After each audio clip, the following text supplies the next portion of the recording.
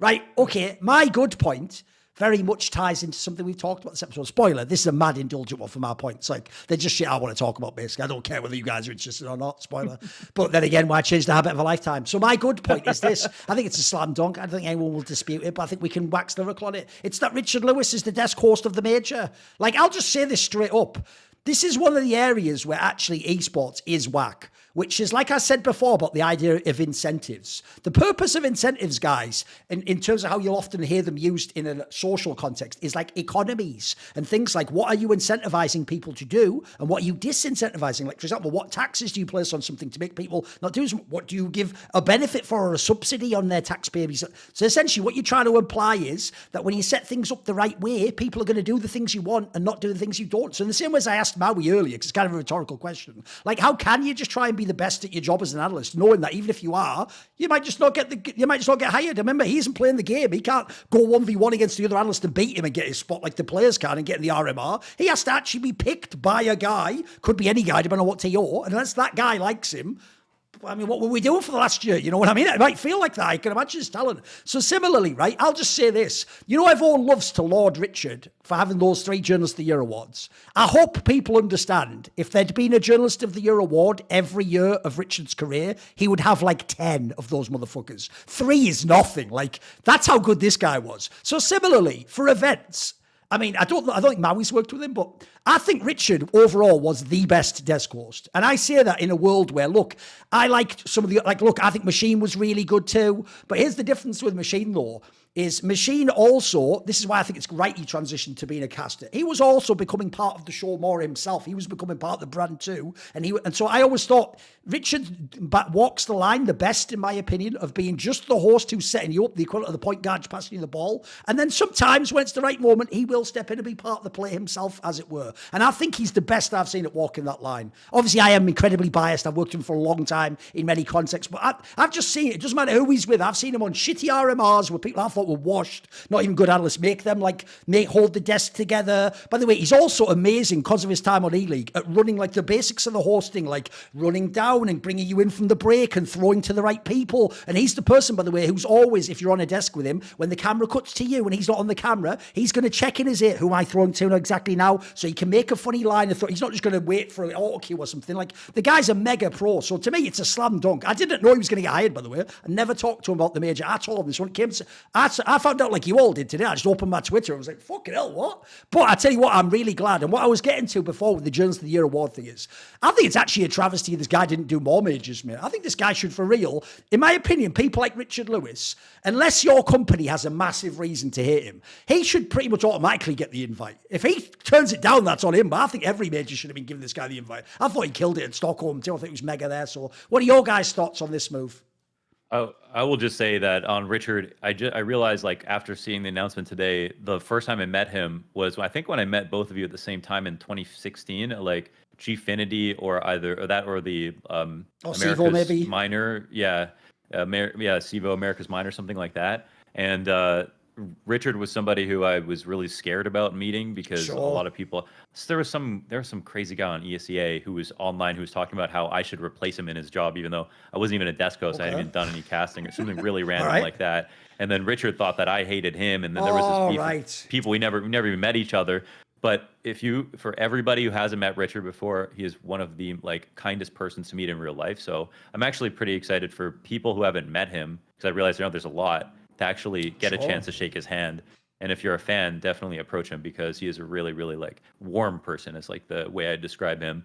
Super easy to be around and obviously great at his job. When it comes to who's the best, I mean, I normally don't like to talk about this stuff with talent as like someone who works, amongst talent, but this is my take, is that a certain talent reach a point in a very subjective field where you're not, in my opinion, not necessarily the best, but the right flavor. And I think that when I look back on all the casters I've always loved, whether it was James and Dan or Sato and Henry or Anders and Semler, I realized that there were different periods of time in my life where I enjoyed listening to that kind of caster more. I enjoyed the energy of Henry and Sato more. I enjoyed the banter of James and DDK more. I enjoyed the classic sort of voice of Anders or whatever it was. And I realized that it came down to flavors for me at a certain technical level when everybody is that good. And for me, Richard and Machine are the two best desk hosts, and they were both very different flavors.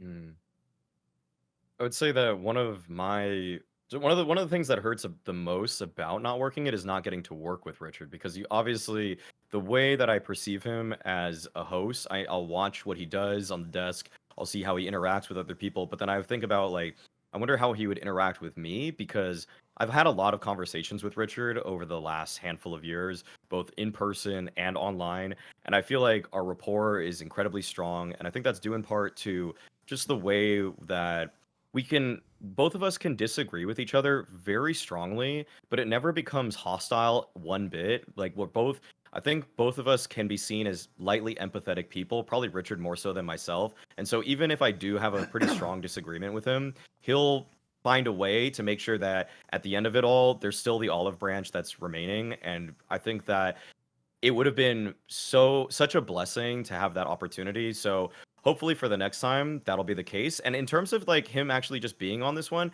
yeah, I'm actually really surprised too, because actually Richard kind of told a few of us, he kind of said on stream that he was going to be at it, but he didn't say that he was actually going to be working it. Right. And so he was teasing this for a while, and it is really cool to get this. I think that it like in terms of what makes me mad is when you say that I'm instantly can remember. I have a very good memory. Yeah, he did say something. I'll be at the major, but like you say, when he said it, he gave the vibe of like I might just go myself or something. You know what I mean? Like he slipped it in there. So technically, in the movie, he did tease it, but like he gave it in a way where we could make a misassumption. Basically, didn't he? It's true. He sort of did do that. It's true. Yeah. He kind of did. He did say he was gonna go, but I don't remember. He never publicly said that he was actually. He just dropped it in. I'm pretty sure. Yeah. Yeah, it was a nice little sneaky way to go about it. I feel like I kind of like this in terms of just the last laugh, because already the scores of his haters online who are just so against it, because one thing or another, whether he flamed their favorite player, whether he actually flamed them directly in his Twitter replies or whatever, like Richard has made a lot of enemies over time, but I think that it's undeniable. They're not real though. They're not fucking real. I hope people not. Online are not real. No, they're NPCs. The strength of his work speaks for itself, though, and that's why I'm glad he's there. Sure. People don't know this, but like they don't go to events, because not everyone goes to esports events. But you always hear like famous people say you never see a hater in real life. It's so fucking true. Oh, it's true. I'll tell you, the wildest thing ever is my own career in that sense, Launders, because I would go to events and for real, I think I've done 70 plus lands, right? I might have had someone ever say something insulting to me like 2 times ever.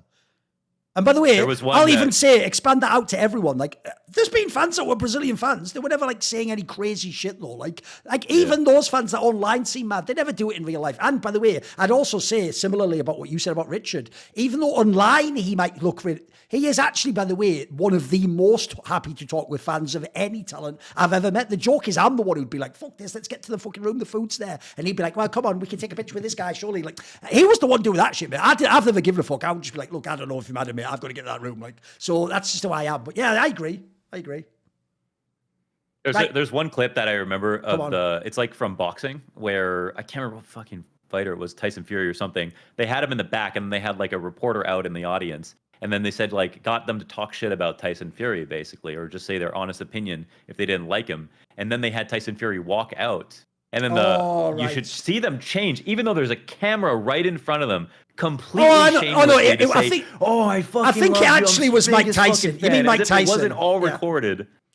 You meant Mike Tyson, but I know what clip you talk about. I think I've seen this. Was it Mike Tyson? Yeah, because the reason it was Mike Tyson is because obviously he's so intimidating, isn't he? And like the idea was, it was like, what do you think of Mike Tyson? And they were all, yeah, you're right. They were all like, he's not that good. But then obviously when he walks up behind them, we're like, oh, all right, Mike, yeah, I fucking love to meet you. Oh, true, of course. Bite my ear off, Mike. You know what I mean? See more cool, funny, interesting clips based on topics from my content? Well, subscribe to this channel then, or, be a pleb and don't.